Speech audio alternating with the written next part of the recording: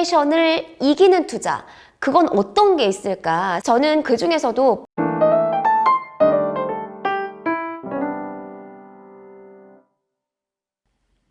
네, 여러분 안녕하세요. 네, 부동산 미녀, 부미녀로 활동하고 있는 이현진입니다. 여러분 요즘 월급 빼고 다 오르고 있는데 어떻게 살고 계세요? 정말 무섭습니다. 아니, 안 오르는 게 없잖아요. 뭐 커피, 아이스크림, 빵, 기름, 집값, 모든 게 다 오르고 있는 너무너무 심각한 인플레이션 속에 살고 있습니다. 여러분, 이때는요, 어디에 투자를 해야 될까요? 인플레이션을 이기는 투자를 해야 됩니다, 여러분. 네. 여러분, 정말 직장인들이 살기 힘든 시대인 것 같아요. 지금 월급 빼고 뭐 다 오른다라는 말이 너무너무 와닿지 않으세요?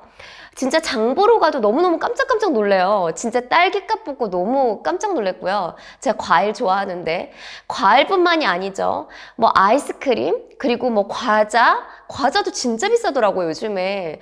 아니, 편의점에 가서도 그냥 뭐 몇 개 사면 그냥 10,000원? 뭐 음료수 비싸죠? 커피값 올랐죠? 진짜 안 비싼 게 없을 정도로 너무 비싸고, 특히 차 갖고 다니시는 분들 굉장히 부담될 것 같아요. 이제 지금 리터당 막 2,000원씩 하니까 진짜 이제 차도 못 갖고 다니겠다라는 생각이 듭니다. 어쨌든 뭐 이것뿐만이 아니죠. 뭐 집값도 지금 이미 너무 많이 올라 있는 상황이고, 뭐 자동차도 비싸지고, 지금 어쨌든 심각한 이 인플레이션이 오고 있는데요. 여러분, 이 인플레이션 하는데 이 인플레이션에 대해서 정확하게 알고 계세요? 그러니까 저도 뭔지는 알고 있는데 정확하게 정의를 한번 여러분과 함께 공부해 보기 위해서 제가 찾아봤어요. 인플레이션, 네, 영어로 이렇게 써져 있고요. 자, 인플레이션은요, 기본적으로 화폐의 가치, 돈의 가치가 하락한 거예요. 그러면서 물가가 오르는 현상인데요. 자, 그러면 화폐, 돈의 가치가 떨어지면은 실물 자산, 자동차, 부동산 이런 재화의 가격이 오히려 상대적으로 올라간 상황이죠. 그런데 지금 경제 불황 속에서 이렇게 엄청난 인플레이션이 있단 말이에요. 그러니까 모두들 진짜 너무너무 살기 힘든 그런 시대인 것 같습니다. 자, 그런데요, 월급 얼마나 오르세요? 인플레이션이 이렇게 심하면 당연히 물가가 오르는데 내 월급도 올라야 되는 거 아니에요? 그런데 여러분, 연봉 얼마나 오를까요?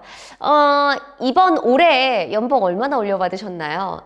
저는 보통 이 정도 아니에요? 보통 5% 미만 아닌가요? 훨씬 더 많이 받으시는 분도 계신가? 근데 많이 받아봤자 10% 인상 아닌가요? 연봉을 전 직원을 10% 인상을 해주려면 굉장히 회사가 수익이 많이 나야 될 것 같은데, 제 생각은 보통의 회사들이 보통 5% 미만, 3%, 2% 된 회사들이 많은 것 같고, 사실 코로나 때문에 진짜 잘 된 업종도 있지만 안 된 업종이 훨씬 더 많잖아요. 너무너무 힘들어졌잖아요. 특히 뭐 요식업 뭐 이런 거는 너무 힘들어졌는데, 그때 대부분의 업종이 어떻게 했죠? 동결을 했어요. 아니, 제 주위에도 직장인 분들 되게 많은데 진짜 이번에 연봉 올려받지도 못하고 성과급도 못 받고 동결됐다 이러신 분들 진짜 너무 많이 봤거든요. 아니, 그러면은 지금 동결이 된 거예요. 인플레이션 이렇게 심한데 심지어 뭐 3%, 5% 올려받았다고 하더라도, 아니 여러분, 내 월급에서 3% 그리고 5%를 받았어요. 근데 이거 실수령액으로 계산해 보셨어요? 이거를 세금을 모두 떼고 내가 실수령액으로 받으면 얼마 정도 될까요? 연봉에서 몇십만 원? 몇십만 원 안 될 것 같은데요? 몇만 원 아니에요? 왜냐면은 기본적으로 뭐 소득세도 떼고 국민연금도 떼고, 그리고 뭐 여기에 뭐 기타 등등의 뭐 이런 건강보험 이런 걸 떼면은 실수령액 10만 원, 월 10만 원 높이 올려받았다고 해서 저는 많이 받은 것 같은데요. 어쨌든 뭐 몇십만 원, 물론 그게 크다면 클수할 수 있지만 이게 물가 상승률, 인플레이션에 비해서는 절대 높은 돈이 아니잖아요. 그럼 실제로 볼까요, 여러분?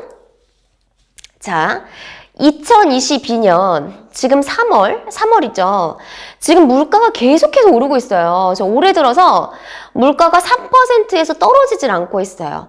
1월달, 2월달, 3월달 계속해서 이 3% 중반대, 후반대 막 이렇게 왔다 갔다 하면서 물가가 계속 오르고 있는 거예요. 근데 실제로 보면요. 지금 뭐 제가 이제 기사를 썼었는데 아이스크림 가격도 뭐 7% 올렸고 심지어 그 봉지커피 아니 그 믹스커피 값도 지금 뭐 8% 7% 인상이 되고 아니 김치 봉지김치도 올랐죠. 소주 값은 지금 또 되게 많이 올랐잖아요. 소주가 갖고 논란이 많던데 지금 뭐 식당에서 먹으면 7,000원이네 뭐 이런 얘기까지 나오고 있는 거잖아요.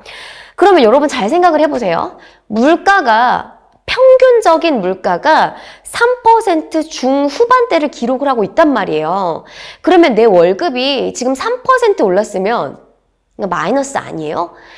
아니 내가 회사 다니면서 나의 노동력과 시간 거기다가 모든 걸 할애하는 거잖아요. 나의 인생을. 그러면 그게 물가 상승률을 3%인데 과연 내가 돈을 벌러 다닌다고 할 수 있을까? 이걸 좀 진지하게 생각을 해보셔야 될 것 같아요. 왜냐면은 밖에 나가서 회사 가려면 교통해야 되잖아요. 뭐 차를 타고 갈 수도 있고 뭐 지하철 타고 가도 어쨌든 교통비라는 게 들 거고 또 회사 나가서 커피 마시면 커피값 또 아무리 안 먹어도 밥은 먹어야 되잖아요. 구내식당에서 먹더라도 최소한의 돈이 들더라도 어쨌든 뭐 외식비가 든단 말이죠. 그러면 뭐 이거저거 떼고 나면 과연 내가 회사를 다니는데 직장인으로서 이거 과연 내가 돈을 벌고 있는 것인가? 이런 상황에서 과연 내가 집을 살 수 있을 것인가에 대해서 진짜 심각하게 고민을 해봐야 되는 시기인 것 같아요. 자, 그러면은 이렇게 물어볼 수 있죠. 어떻게 하라는 거냐? 그럼 답이 있냐 없냐. 그래서 여러분 제가 여러분께 드리고 싶은 말이 있어요. 이럴 때는요 저는 실물 자산에 조금 더 중점을 두고 투자를 해야 되는 시기라고 생각을 해요. 그러니까요 돈의 가치에 비해서 부동산, 자동차 이런 실물 자산의 가치가 더 높아졌기 때문에 여기에 투자를 해야 된다는 거죠. 그러면 말이 쉽진 않지만 왜 정말 부동산이 대표적인데요. 왜 부동산에 투자를 해야 되고 내 집을 마련해야 되는 것인가에 대해서 여러분 살펴볼까요? 제가 여러분께 설명을 해드리려고 통계를 쭉 살펴보다가 저도 진짜 놀랬거든요. 한번 보실래요? 지금 보면요. 문재인 정부 4년 동안 4년 동안 서울 아파트 값이 몇 퍼센트 올랐게요, 여러분? 네, 50%도 아니고요. 87% 올랐어요. 아까 월급은 5%, 3%, 물가도 3%라고 했는데요. 집값이 지금 4년 동안 87%가 올랐단 말이에요. 그러면 1년 동안 최소 얼마나 올랐나요? 4년 428, 최소 20% 이상 1년에 올랐다는 말이 나오는 거잖아요. 그쵸? 이거 어마어마하는 겁니다. 아니 20%를 어디 가서 벌어요? 부동산 자산에 투자한 사람은 그냥 내 집 마련하면서 내 집에 살면서 편안하게 이 자산 가치가 그냥 상승한 거잖아요. 그런데요. 여기에 기사만 이렇게 나와서 그런데요. 지금 제가 봤더니 전국적으로 살펴봤는데도 지금 62%가 올랐어요. 그러니까 서울만 놓고 보면 87%가 올랐고요. 전국적으로 보면 지금 62%나 올랐단 말이에요. 아, 이것도 마찬가지죠. 60 나누기 이거 4년을 해보세요. 4일은 4, 4, 5, 20.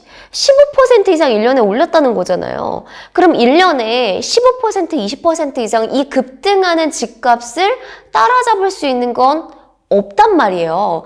근로소득, 만약에 사업소득이 있다고 해도 엄청난 수익을 올리는 직종, 업종을 내가 가지고 있다고 하더라도 쉽지 않은 거죠.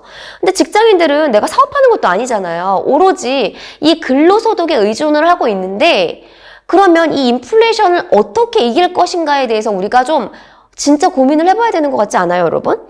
그러면 또 하나 보여드릴까요? 이건 더 충격받으실 수도 있어요. 저도 놀랐거든요.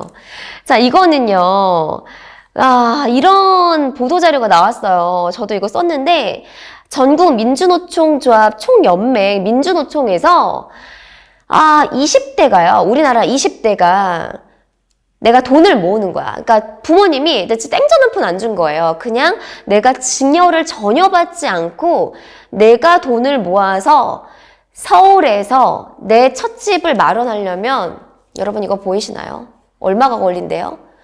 95년이 걸린대요. 95년. 아니 100년이에요. 아니 근데 이게 진짜 불가능한 게 아니 평균 수명 뭐 100세 시대라고 하는 거 아니에요? 그럼 100세를 살아야 되는데 100세 동안 하나도 안 먹고 안 쓰고 아무것도 안 하고 무조건 노동만 해갖고 이거 집 한 채 사는 거 이거 말 안 되잖아요. 그냥 이거는 불가능하다고 보면 되는 거예요. 그냥 이건 어떤 말이냐고 하면 내가 부모님 도움 없이 그냥 20대가 내가 자력으로 내 돈을 벌어서 근로소득으로만 서울에서 내 집 마련 불가능하다라는 걸 의미하는 게 아닐까 싶어요.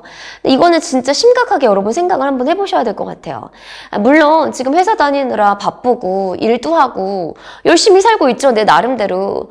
근데 나도 집 사고 싶죠. 근데 집값이 내가 버는 근로소득보다 이렇게 많이 오른 걸 어떡하겠어요? 라고 하지만 이거 정말 심각한 문제입니다. 그런데 여러분 반대로 한번 생각을 해볼까요? 반대로 만약에 내가 서울에 내 집을 갖고 있어. 그럼 어떤 거예요?